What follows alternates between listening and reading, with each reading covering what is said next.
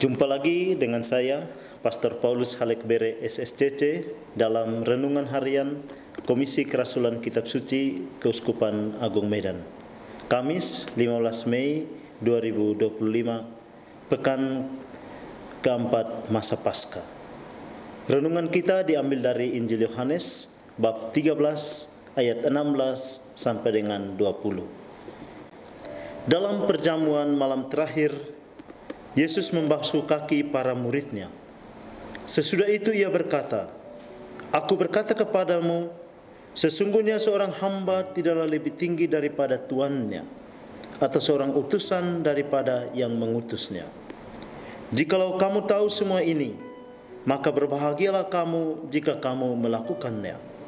Bukan tentang kamu semua aku berkata. Aku tahu siapa yang telah kupilih. Tetapi haruslah genap nas ini. Orang yang makan rotiku telah mengangkat tumitnya terhadap aku. Aku mengatakannya kepadamu sekarang sebelum hal itu terjadi, supaya jika hal itu terjadi, kamu percaya bahwa akulah Dia. Aku berkata kepadamu, sesungguhnya barang siapa menerima orang yang kuutus, ia menerima aku. Dan barang siapa menerima aku, ia menerima Dia yang mengutus aku." Bapak, Ibu, saudara-saudara yang terkasih dalam Kristus, mari kita sejenak merenungkan ungkapan Yesus bahwa barang siapa menerima orang yang kuutus, dia menerima aku. Mungkin saja dalam konteks dunia kita saat ini, soal utusan itu tidak terlalu bergema dalam dunia kita. Karena dalam dunia saat ini, dengan begitu pesatnya perkembangan teknologi, maka setiap pesan mudah tersampaikan lewat media sosial. Hari ini kita diundang untuk merenungkan tentang makna mengutus dan diutus. Seorang pengutus memiliki maksud dan tujuan tertentu, dan yang diutus menjalankan tugas perutusan sesuai dengan perintah. Itu merupakan sebuah prinsip mengutus dan diutus. Makna menjadi utusan adalah menjalankan tugas atau misi yang diberikan oleh pihak lain, seringkali dengan tanggung jawab tertentu. Seorang utusan bertindak sebagai perantara atau wakil dalam menyampaikan pesan, melaksanakan perintah, atau mewakili kepentingan pihak yang mengutus dia. Makna ini sangat bergantung pada konteksnya.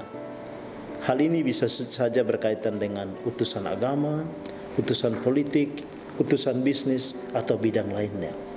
Intinya bahwa seorang utusan itu menjadi menghadirkan wajah si dia yang mengutus. Seorang utusan diharapkan memiliki integritas, kemampuan komunikasi yang baik, dan kesetiaan terhadap tujuan yang diembannya. Dalam beberapa konteks ini juga bisa berarti bahwa seorang utusan memiliki otoritas untuk mengambil keputusan atas nama pihak yang mengutus. Seorang utusan ketika menjalankan tugasnya, dia tidak sekedar menyampaikan pesan dari Tuhan, tetapi seperti saya katakan bahwa dia menghadirkan wajah, dia menghadirkan seluruh kepribadian dari Tuhan tersebut di hadapan si penerima pesan. Dan dia bertanggung jawab atas isi berita yang ia sampaikan dari Tuhan kepada penerimanya. Lalu dalam situasi yang sama, si penerima berita menjalankan isi berita tersebut.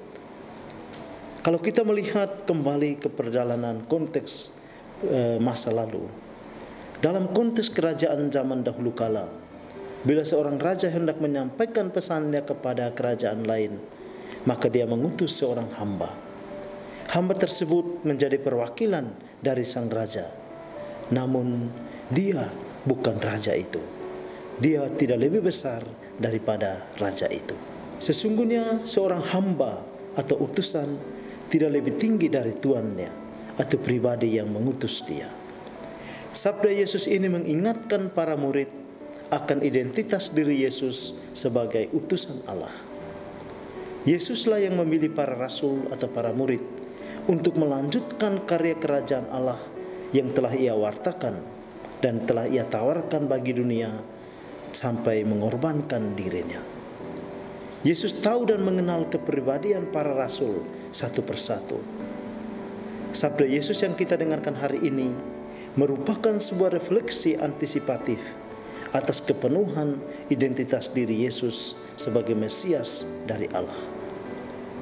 Yesus mengatakan bahwa, "Aku menyampaikan hal ini kepadamu, supaya ketika hal itu terjadi, kamu percaya bahwa akulah Dia." Yesus hendak mengingatkan kepada kita bahwa iman akan Yesus itu bersumber dari pengalaman perjumpaan hidup setiap hari dengannya. Kisah hidup yang berkaitan dengan menerima utusannya.